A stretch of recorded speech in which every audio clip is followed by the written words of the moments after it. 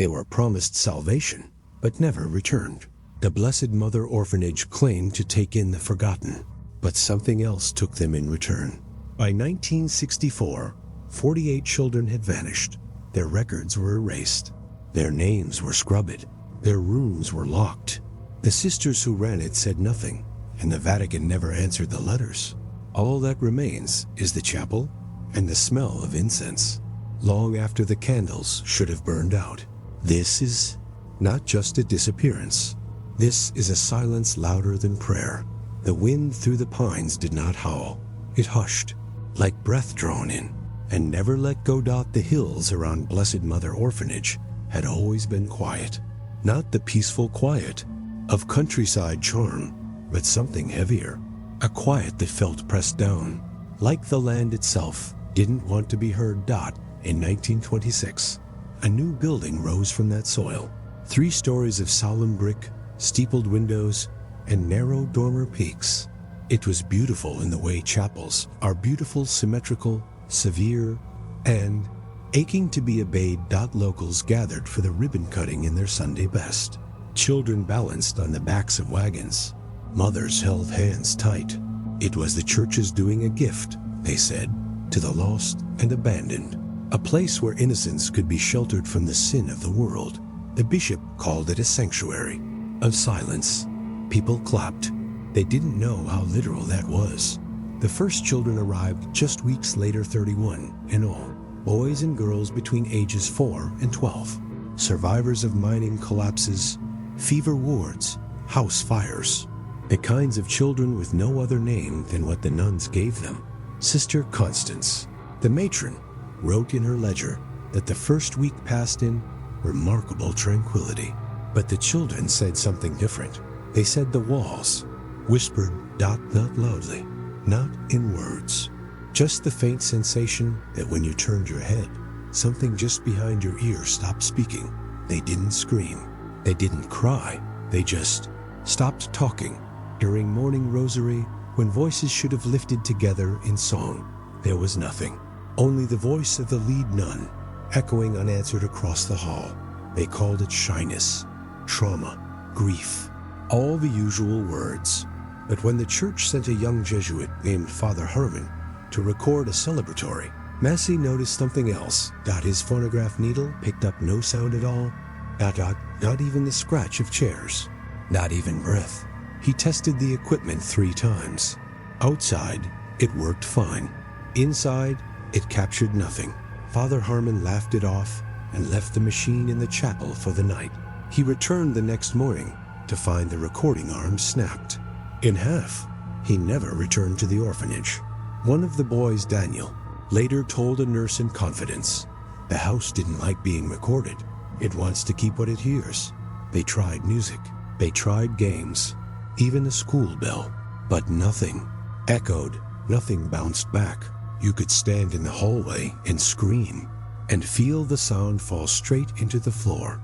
Some of the children began putting marbles in their mouths. When asked why, they simply said, "It's so we know our voices are real." There were other things, 2 things too soft to notice at. First, a girl named Leah stopped sleeping in her room. She said it listened when she prayed, that the corners moved when she closed her eyes. One boy refused to speak above a whisper after the 3rd week. He'd been overheard talking to someone behind the boiler, and when Sister Agnes asked who it was, he only said, "The one who walks with no feet." But still, there was no incident, no harm, no official complaint, only quiet. It unnerved the staff. But it didn't stop them. In late autumn, a new wing was added, 2 more dormitories, and a makeshift nursery. More children were on the way. During construction, workers claimed their tools vanished inside the walls, that they heard hammering where no one worked. They left early, took double pay just to finish the job before winter. By Christmas, the orphanage held 48 children, 48 small, quiet voices that never echoed, even when they screamed in play.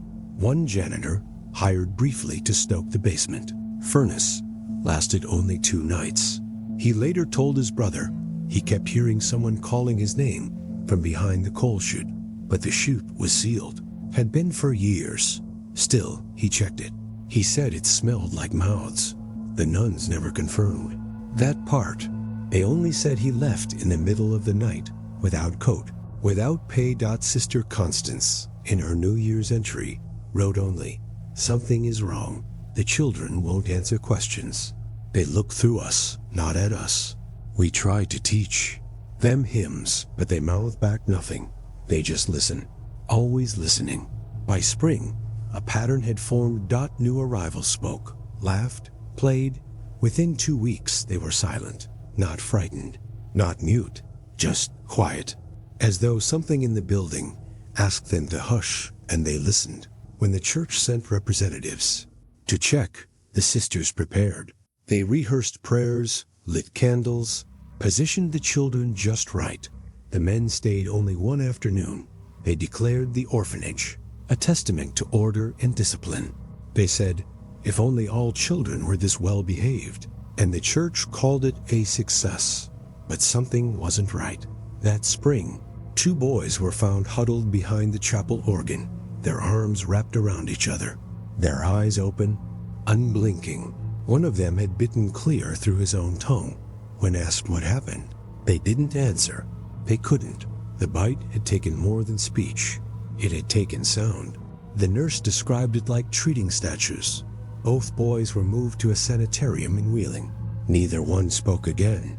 And still, the orphanage kept going. The staff learned to ignore the whispers, to hum softly when walking the halls, to never speak directly into the corners. By autumn, even the birds had stopped nesting on the roof. People in the town began referring to the place as the house.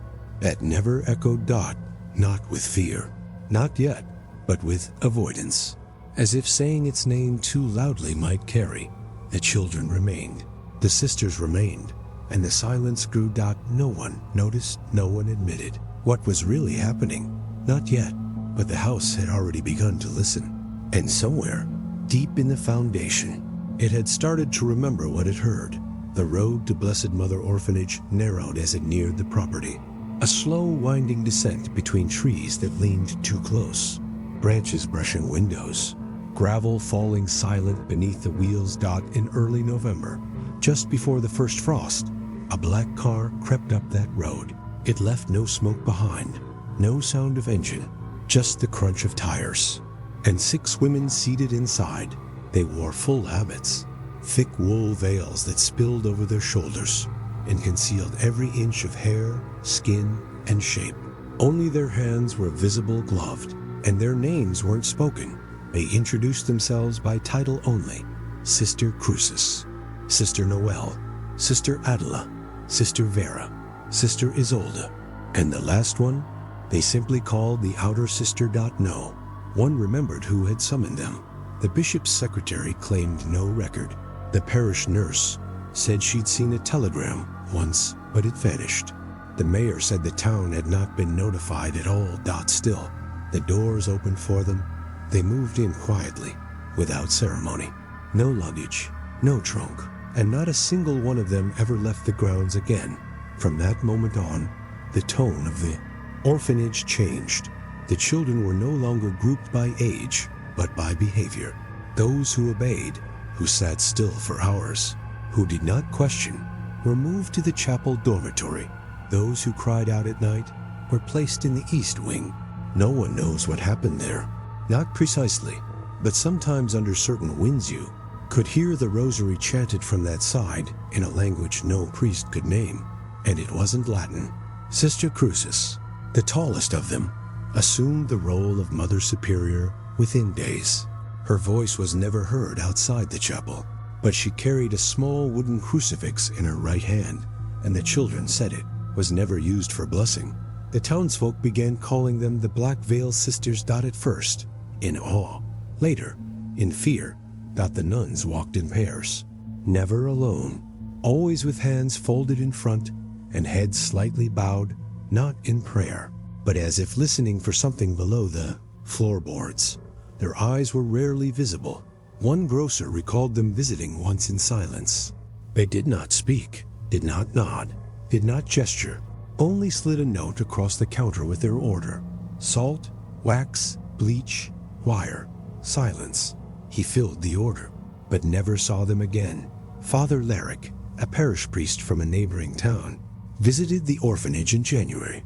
He was in his 50s, reserved, a careful man. He came to investigate claims of excessive discipline, but stayed only 1 hour. He returned pale, unshaven. When asked what he found, he simply muttered, "They've taken silence to mean hour." He transferred to Ohio the following week. Children changed, too. They began to avoid light, not out of fear, but as if they had been taught that shadows were purer. They sat with hands folded, just like the sisters. Spoke less, smiled less. A few began sewing their own black cloths to cover their heads. One boy stitched his lips with thread from the chapel banner. When found, he pointed to the crucifix and smiled. He was only 7. Some of the older staff tried to protest. Sister Constance wrote a formal letter to the diocese, but it was returned, unopened, stamped nitrogen monoxide, such office.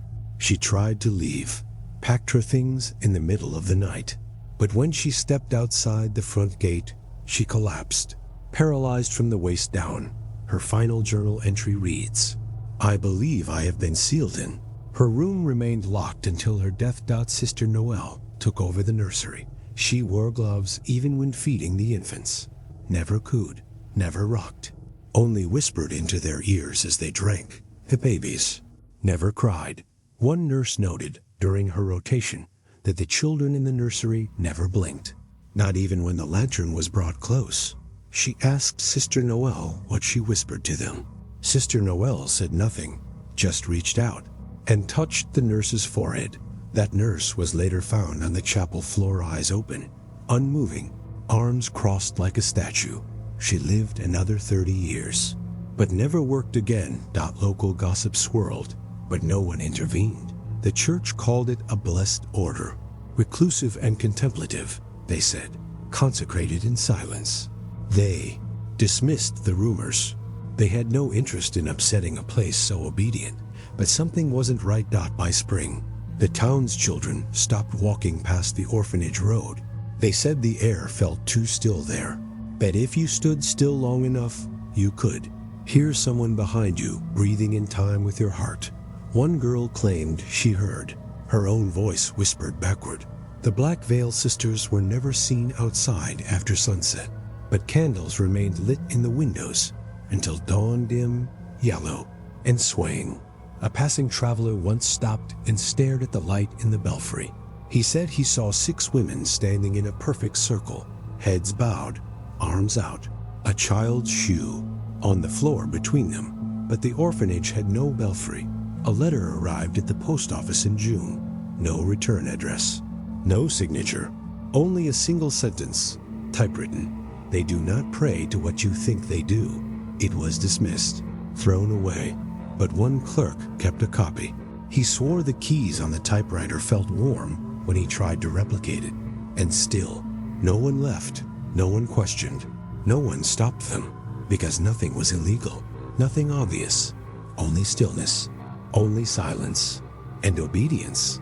Sister Crucis was last seen standing at the end of the West Hall, watching the door as a new child arrived. She did not move, did not speak, only lifted her right hand and beckoned once. Slowly, the child followed. That child was later described as beautiful but blank. She never gave her name, and no one asked. But in the following weeks, the silence deepened. Not the peaceful kind, not the prayerful kind, but the kind that listens, the kind that waits. And somewhere behind the veil, something had begun to stir. The light inside Blessed Mother Orphanage changed after dusk. Not darker, not brighter, just wrong. Oil lamps flickered in long, narrow corridors, casting shadows that bent inward, not outward, as if the walls themselves were drawing breath. In the chapel, candles were lit at exactly 6 o'clock. Always 6, always by the same 2 sisters, and always followed by silence. The rule was simple. No child was to speak after dusk, not in whisper, not in prayer, not even in sleep. It was called the rule of silence.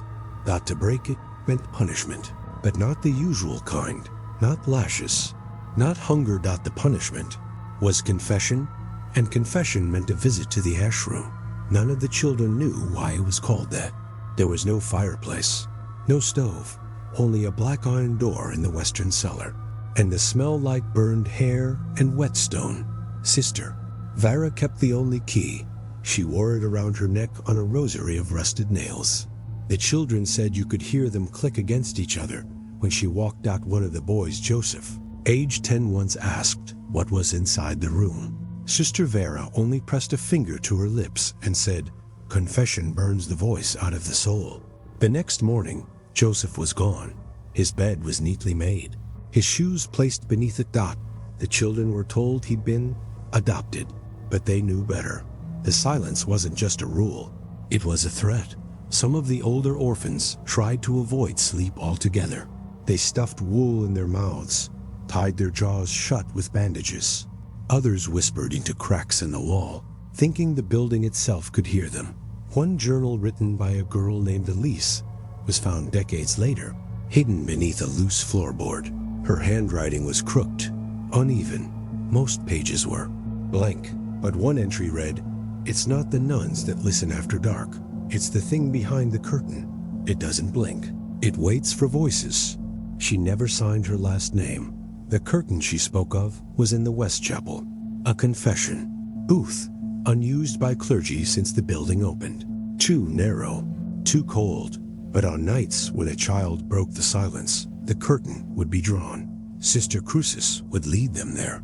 She never spoke. She only walked behind the child, slow and steady, until they reached the booth. And then she would knock 3 times, always 3. Once the curtain opened, no one ever described what was inside, not clearly. One boy, Michael, returned from confession with blood on his collar. He stared forward for hours, unmoving. When asked what he saw, he only whispered, "It had my father's hands." But they were wrong. He never spoke again. He later scratched the same phrase into the dormitory wall, over and over, "It does not blink." Eventually, his fingernails split, then stopped growing. No adults questioned it. The staff kept their distance from the ash room. Even Sister Adela, the gentlest of the 6, never looked directly at the door. One groundskeeper, hired to sweep the cellar, claimed the hinges on that door never rusted, even in winter. He said he once placed his hand against it and felt something move on the other side, not toward him, but away. He quit the next morning. Some entries in the journals grew. Erratic by spring. One child wrote in reverse. Another, who hadn't learned to read, scribbled perfect Latin psalms in black ink. No one supplied. The phrase, "Nox audit," appeared frequently. The sisters never acknowledged the writings. They never punished the scribes, because those children had stopped speaking. That was the goal. Not discipline, not reverence, but removal of language, of memory, of self, and silence was the blade. Sister Noel kept a tally behind the nursery door. 3 neat columns, vocal, hushed, cleansed. No one ever saw her write, but the numbers changed weekly. There was a girl, Clara, who came to the orphanage in late April, 8 years old, quiet but not yet broken. She spoke once in a whisper, after lights out, a single word, "Mama." Sister Vera arrived before dawn. She took Clara by the hand, led her to the stairwell. No force, no struggle. And at the bottom, she knocked 3 times. Clara didn't return to the dormitory, but her rosary was found on the stair, still warm. One of the beads had split open. Inside, there was a shred of parchment, too small to read. But the ink was still wet. Elise's journal ended 2 weeks later. Her final entry, "They say the silence protects us, but I think it just hides what's listening. The curtain moved last night, and nothing was holding it." She drew a symbol beneath the words, 3 circles, connected by a single unbroken line, like a mouth that never closes. Her bed was empty the next morning. The sisters said nothing, and the ash room stayed locked, waiting.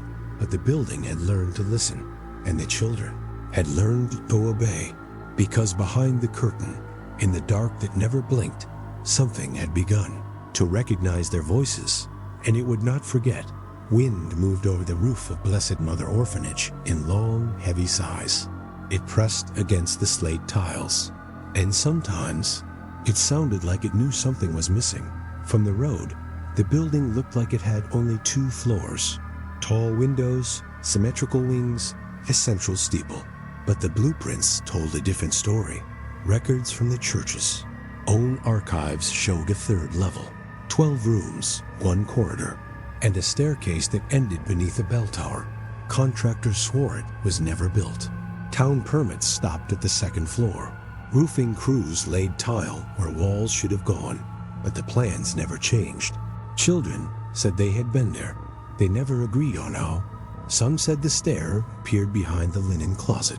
Others said it opened from inside the confessional booth. One boy claimed it wasn't a staircase at all, but a ladder made of rope and nails.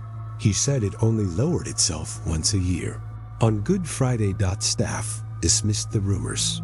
Imagination, games, trauma responses, but they stopped using the chapel closet. And Sister Adela began keeping it locked after dusk. In 1930, a maintenance report listed strange water damage between the 2nd and non-existent 3rd floor. Ceiling beams rotted from the top down, but no rain had entered. No roof had leaked. The stains were black, not brown, and warm to the touch. No workers would go up again. But still, every spring, the stories returned. A girl named Teresa claimed she found the stair on April 18th. It was Good Friday. She said she heard singing behind the altar wall, low and soft, a single child's voice. She followed it. She thought it was Elise, but Elise had vanished 2 years earlier.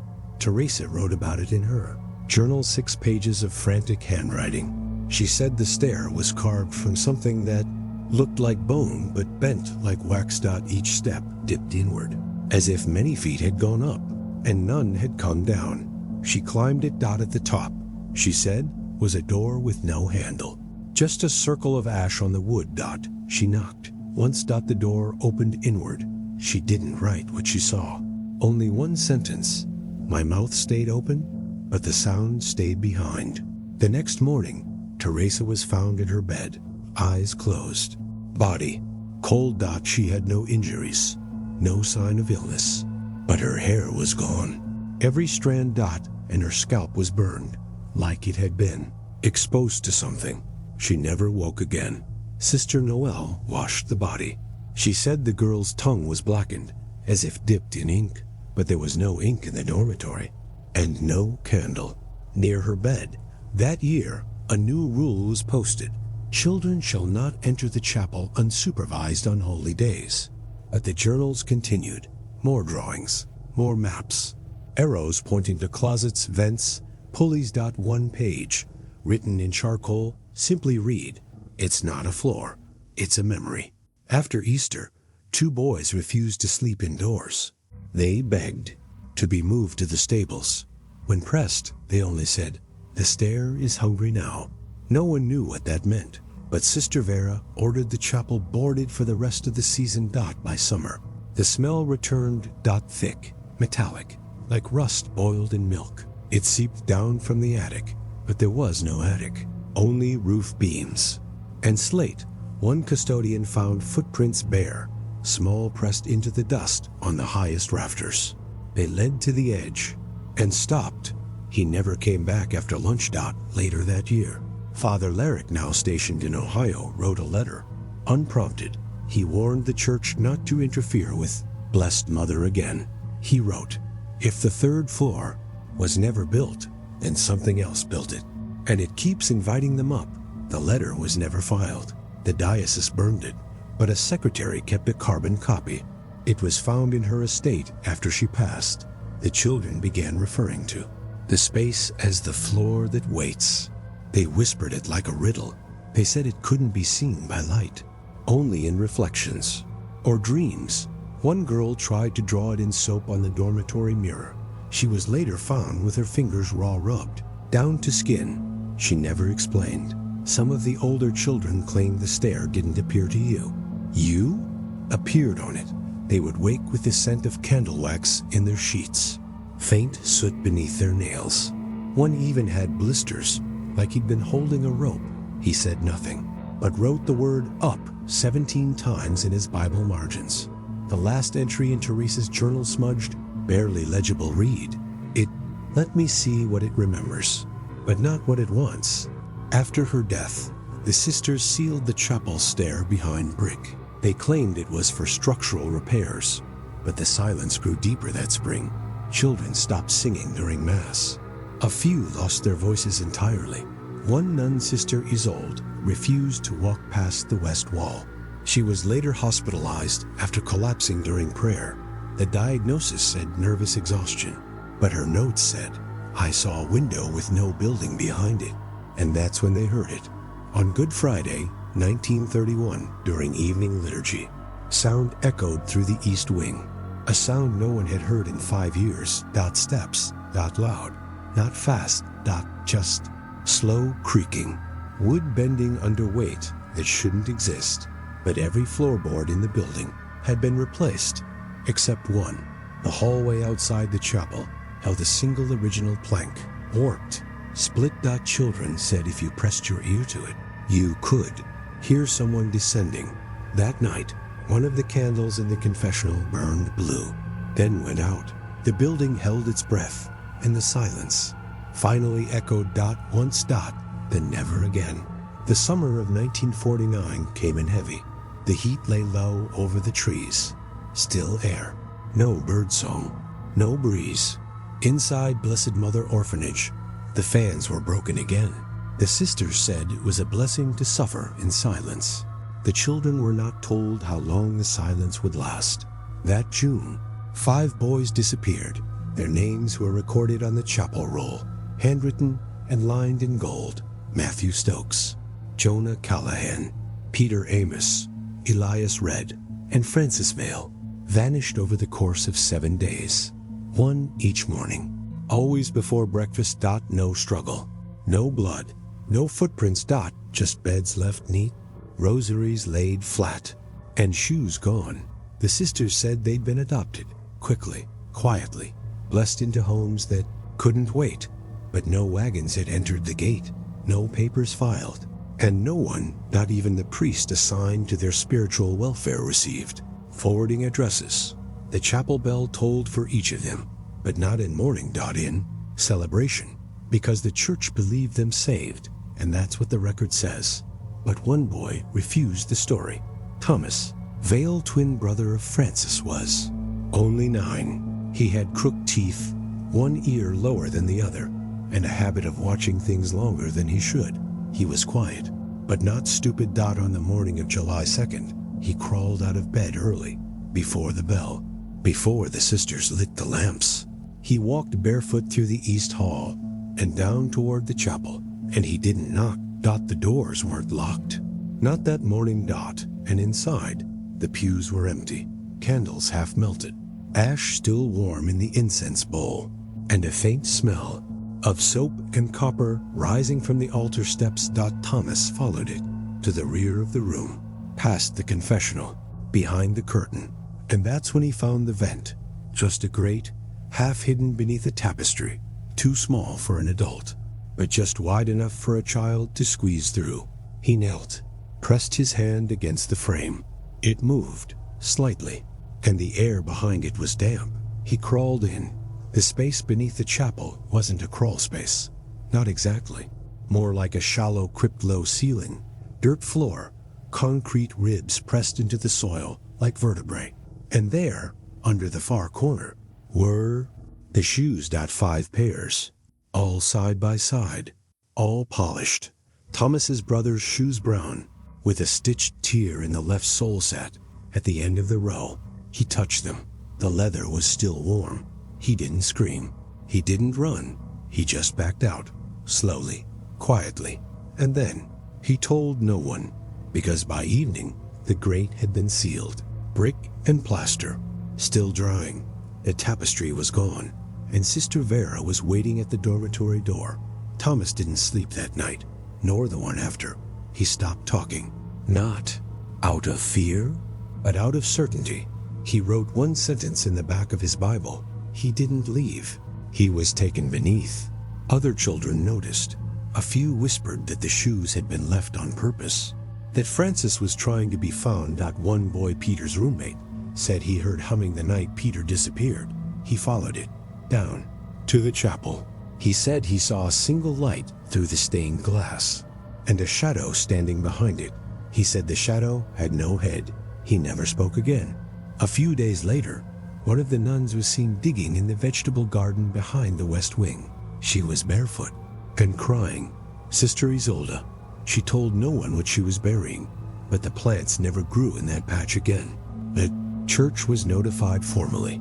A letter was sent from the local priest to the bishop's residence in Charleston, requesting investigation, requesting guidance. The reply never came, but within 3 weeks, the bishop was gone, quietly reassigned to a remote diocese in New Mexico. No statement, no announcement.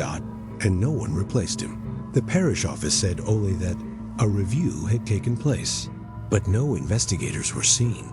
No questions were asked, and the chapel remained open, each pew carefully dusted, each candle re-wicked, each silence preserved. And the children learned not to look behind the curtain, not to ask where the others had gone, because questions meant eyes, and eyes meant notice, and notice was punished. Thomas Vale never spoke again.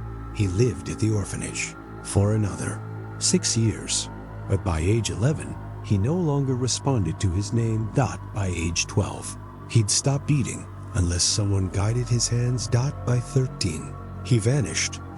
His shoes were never found, only his Bible, left open in the pew. One page marked with a line of string. 5 walked down, 1 watched, then silence.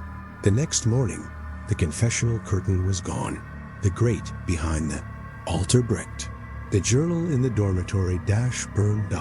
And in the chapel, the bell tolled once more. But this time, no names were read aloud. And no one came to claim the sound. Light filtered through the dormitory windows in fractured shapes, thin slats of amber cut by the crossbars. The air inside smelled of paper, old linen, and wax.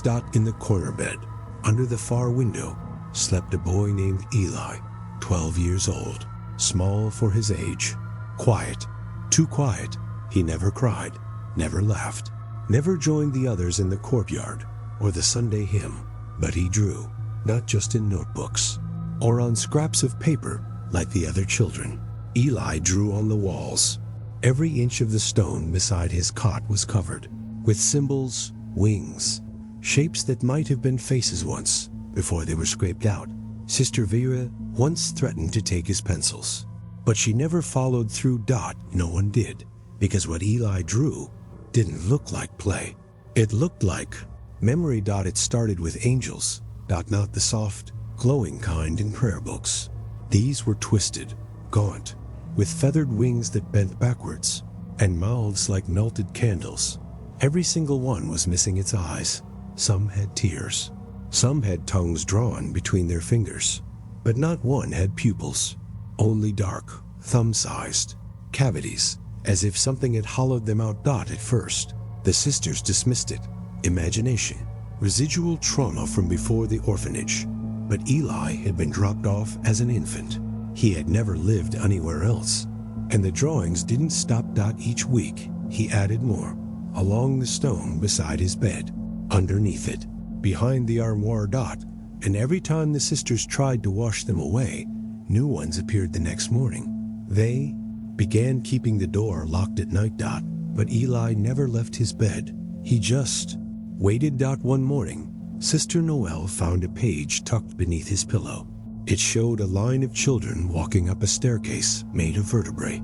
At the top, something waited. Its head was turned away, but its robe was stitched with tiny rosaries, and its hands were folded in prayer. At the bottom of the page, Eli had written 4 words. It tells me hymns. He never explained what that meant.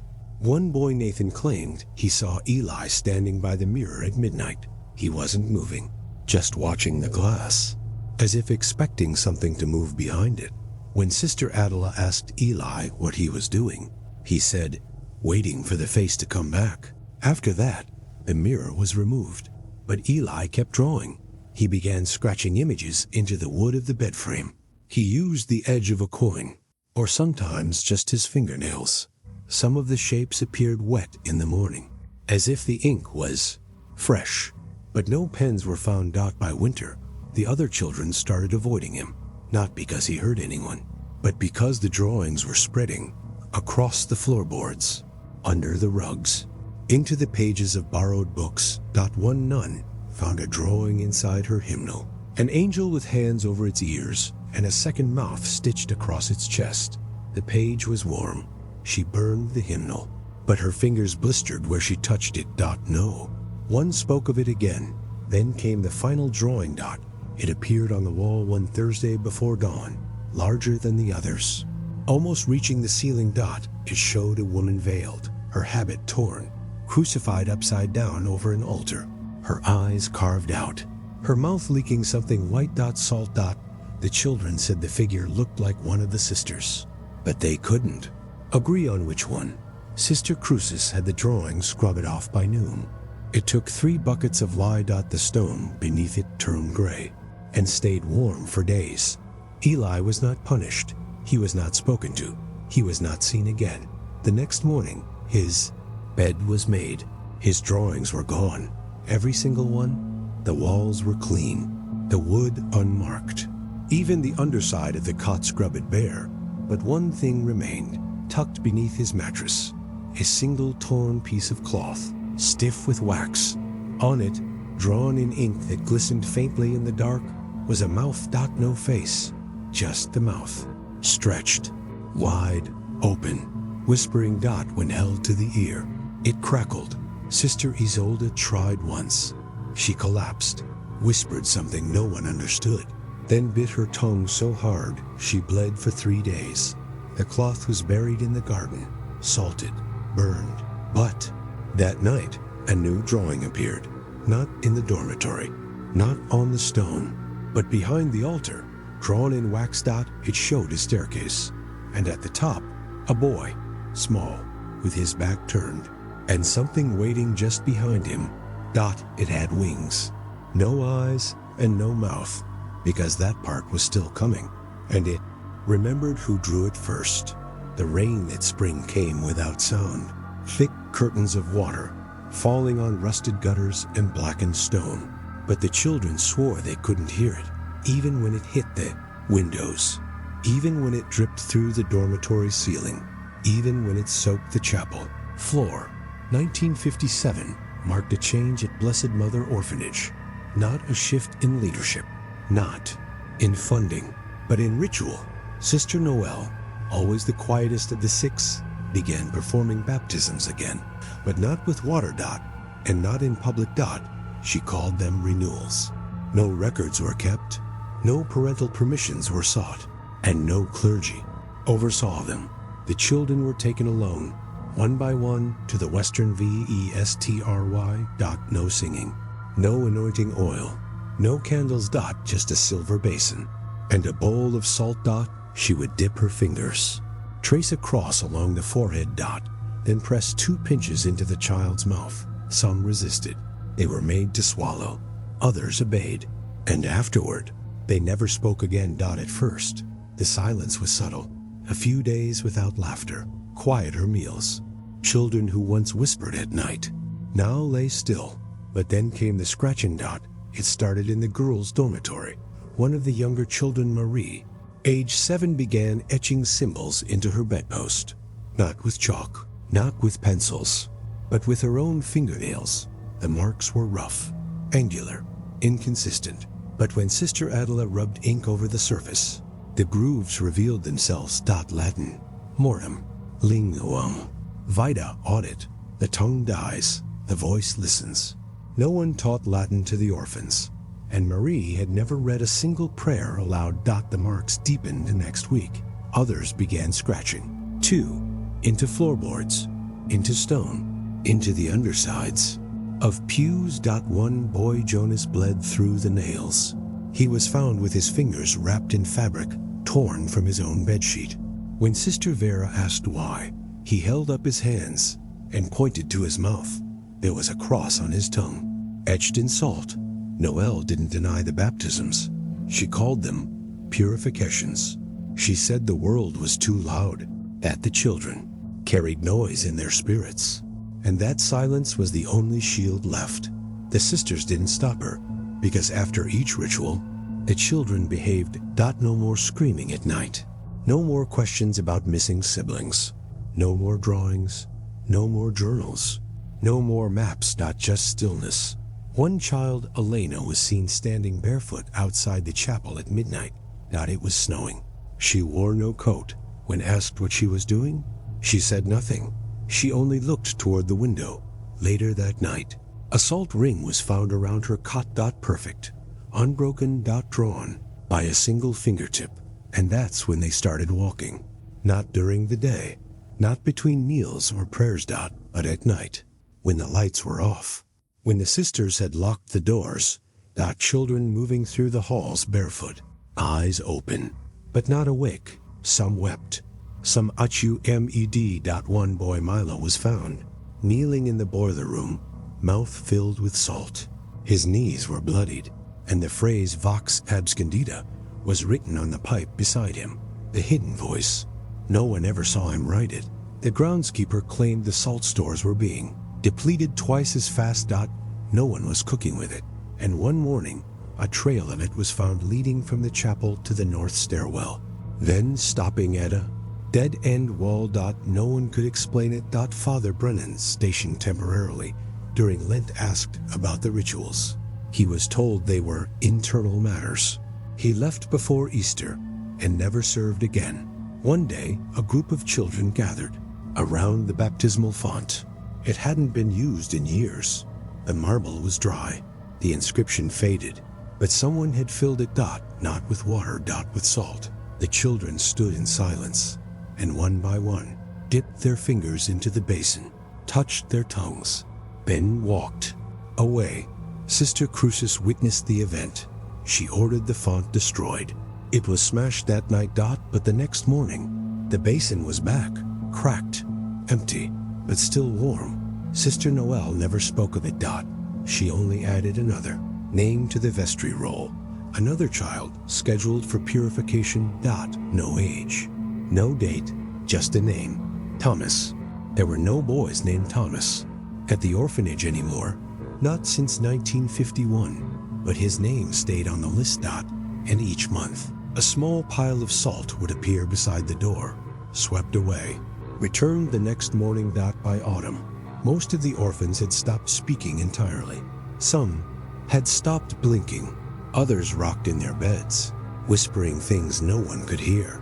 And some, just a few, began pressing salt into their ears. To block the sound from getting out, because they no longer feared what was coming in.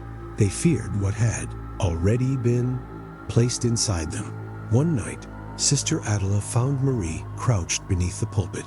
Her mouth was moving, but no sound came out, only a faint hiss, like wind through a crack in the wall. And on her arms, rows of tiny crosses, etched in salt. When asked what she was doing, she finally answered. Just 2 words. He listens. The next morning, Marie was gone, her cot made, her rosary left curled on the WINDOWSIL. Inside it, the bead above the crucifix had split open, salt spilled out, and behind the chapel, in the garden near the bell tower, a perfect salt ring had appeared. This time, not made by a child. It was too large, too wide. Too even, and something had been standing in the center, because the earth beneath, it was still. Warm. Still damp. Still listening.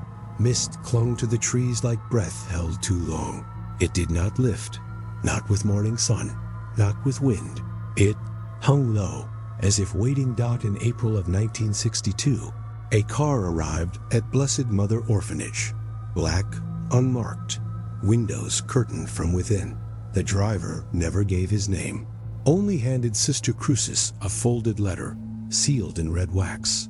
Inside, a name, a time, a single sentence in Latin. Custodium Franger non sinister. The guardianship shall not be broken. That evening, Father Maurizio stepped from the car. Jesuit, sent from Rome. No rank was given, no reason explained, but the church had finally taken notice. His robes were simple, his eyes pale. He walked the halls with slow, precise steps touching nothing, yet observing everything. Children whispered about his hands, that he kept them inside his sleeves even while eating, that they were covered in scripture, etched in ink. No one ever saw him write, but Sister Vera claimed he stood at the altar for 2 hours on his first night, not praying, just listening. He stayed in the old rectory, alone. The sisters were told to grant him access to everything. They didn't. He found the crawl space. Anyway, on his third day, he asked about the confessional grate. Sister Adela told him it had been sealed for renovations. He nodded. Then asked who chose to seal it with ash.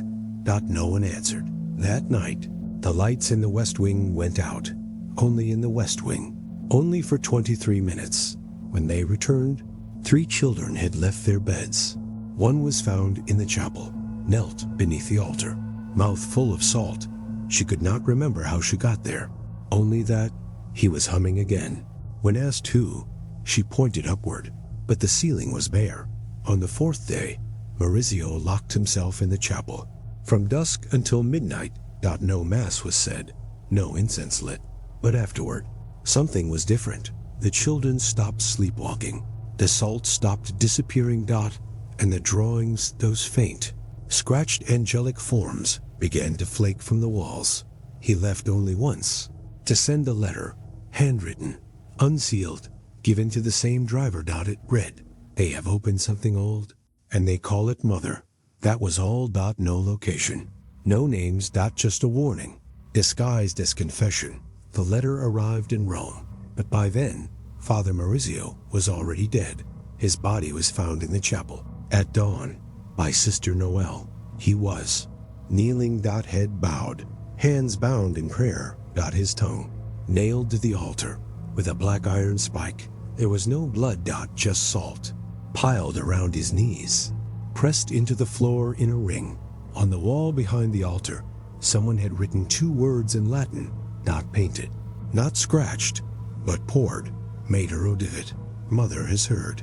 No investigation followed. No funeral held on site.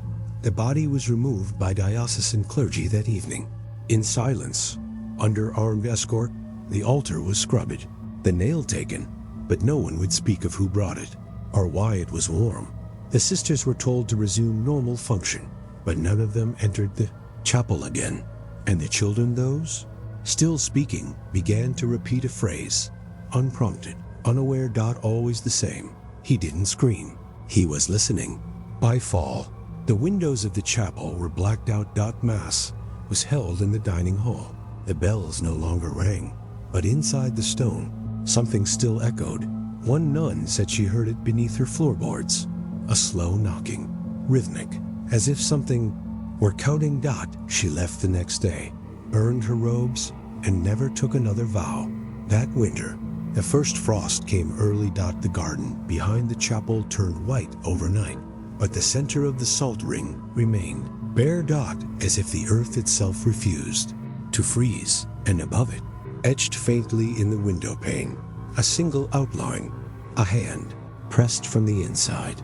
Too tall for a child, too thin for a man, still warm. The sky was pale that evening, not dark, not bright, just pale like paper rubbed thin at the edges. The grounds of Blessed Mother Orphanage were still. No children on the steps, no sisters in the courtyard, only the sound of wind pressing softly against old brick.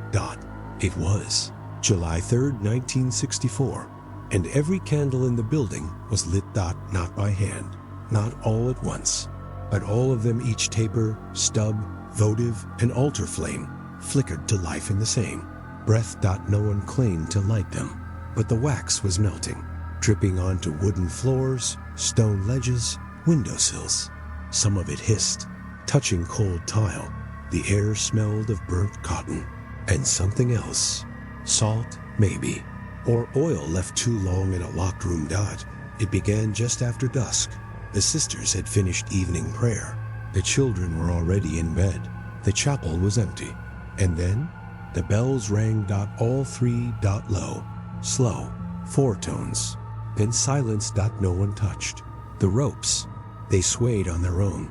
Sister Crucis was the first to notice the heat.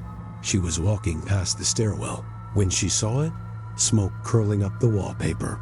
Not from a fire, from the walls themselves. Tiny threads of gray vapor, leaking from seams in the plaster. She touched the surface. It was warm and pulsing. Like breath. By the time she reached the dormitory, the candles were already burning there. 40-8 beds, 48 flames, one at the foot of each child. None of them moved.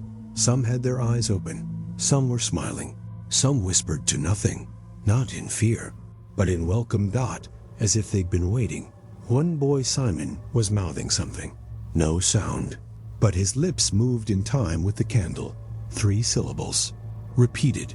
Crucis knelt beside him, tried to listen, but her ears rang. A sharp hum, like metal being drawn across stone. And that's when she saw the walls. They were bleeding smoke. Not just in the dormitories. Not just near the chapel. Everywhere. Fence, baseboards, cracks in the tile, pipes beneath the sink. Not thick smoke, not black. Just a slow, gray pour, like something exhaling. She ran to the chapel. It was full. Every candle on the altar was burning. The crucifix was backlit with flame, and the air was thick with incense, but none had been burned. The confessional curtain was moving, very gently, as if someone had just left. The floorboards near the altar were glowing faintly. Salt crystals shimmered around the pulpit. She heard humming, not from a voice. From the building. The hymn had no melody, no lyrics, just a tone rising and falling, steady as a lung. And then the doors locked. All of them. Crucis turned to run. The handle snapped in her grip. Somewhere upstairs, a child laughed, not the laugh of play, not relief. It was recognition. The sisters, gathered in the main hall. Noelle, Adela, Vera, Isolde. None of them spoke. They stood in a ring, hands folded, eyes down. Each held a candle, each one burning silently. None moved to help the children. None tried to leave. Sister Vera began weeping, but only lightly. She whispered, "They're going home." By midnight, the smoke had thickened. It did not rise. It settled. Pooled along the floor, curled up the beds, clung to the ankles of the sisters like fog. One child, Alina, was seen walking through it barefoot, eyes open, arms out. She reached the stairwell, the one that wasn't there.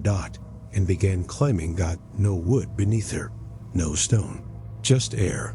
But she didn't fall. She vanished, one by one.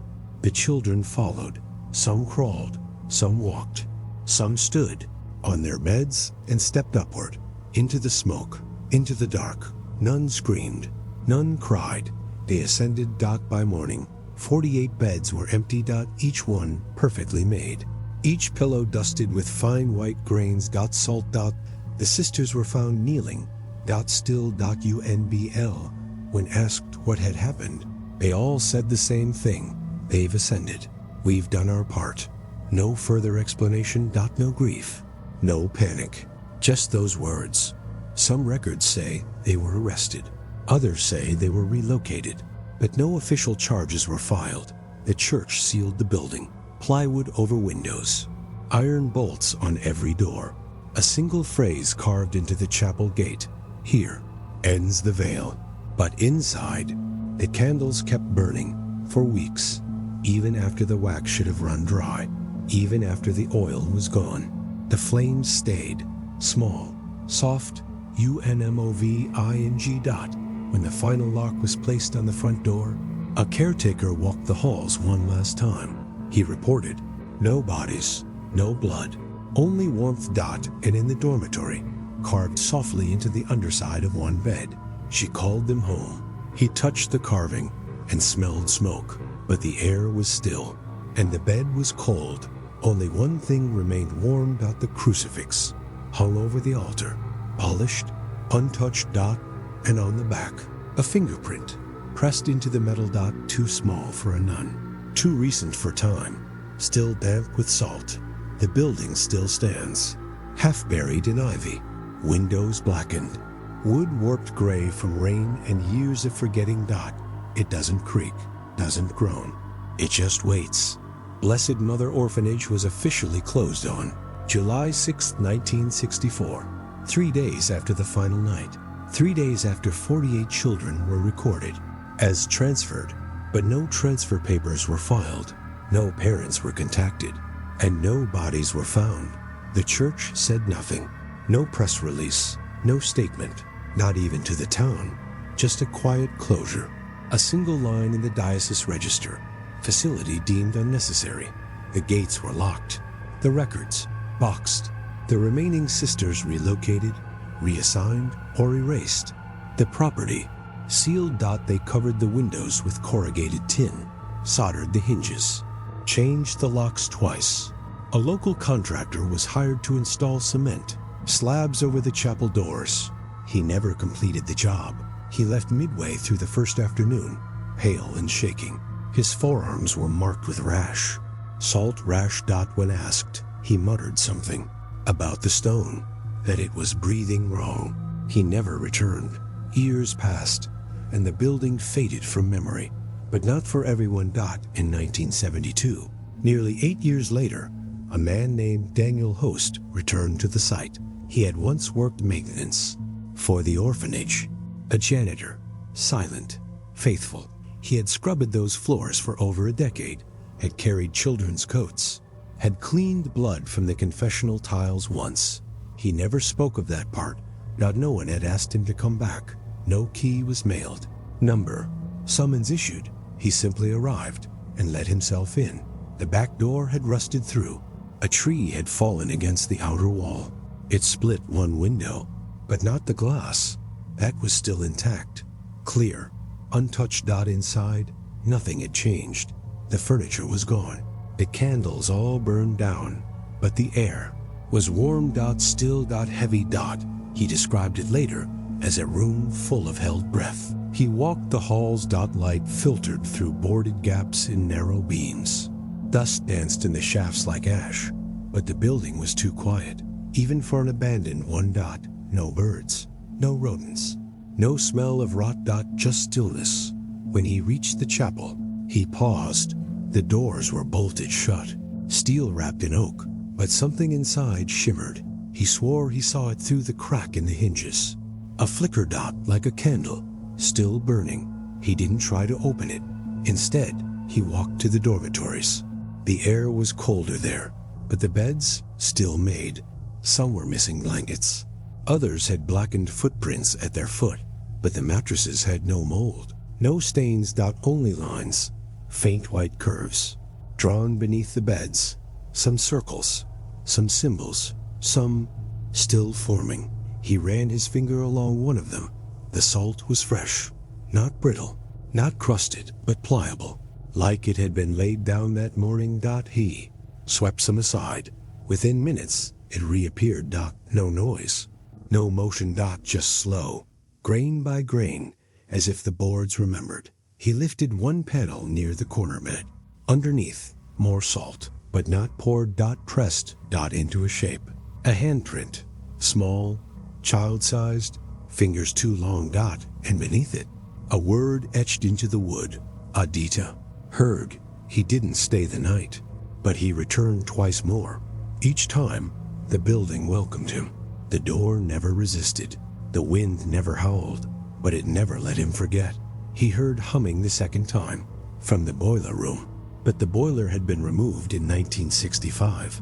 He found scratch marks near the fuse box, and above them, a single cross, drawn in candle soot. He never brought tools, never tried to clean, just walked. And watched. The final time, he climbed to the attic, a floor that shouldn't have existed. He remembered there had been no access, no stairs, no hatch. But now, there was a ladder. He climbed. The space above was narrow, dustless, airless. And there, in the far corner, lay a single child's shoe, worn, wet dot still warm. Beside it, an unlit candle, and a ring of salt dot undisturbed dot he left and never returned. His journals were found years later, after his death, stacked in a cardboard box. In his garage dot, most were blank dot, except for one page dot written in pencil, unsteady. They never left. The grounds today remain closed. No trespassing signs cover the fence. The grass doesn't grow beyond the gate. Not even weeds dot, and nothing grows near the chapel dot. No moss, no vines, no insects dot. No bird has landed on the roof since 1964. That was confirmed by satellite scan. 1 square of rooftop, always clean, always dry dot in every photo. The chapel casts no shadow dot, as if the sun forgets it dot, as if even light knows better. The building no longer decays dot. It waits, and beneath its floors, the salt still shifts dot. Slow, deliberate, forming words no one can read, but some still hear them dot in the walls. In dreams dot. In the silence between prayers, because silence isn't empty dot. It's listening. Silence is not always peace. In the dark, silence can be agreement. The orphans were not forgotten. They were offered, and the church has a long memory, but a longer silence. Next time, we look at a cathedral in southern France where the bells still ring, even though the tower was destroyed in 1912.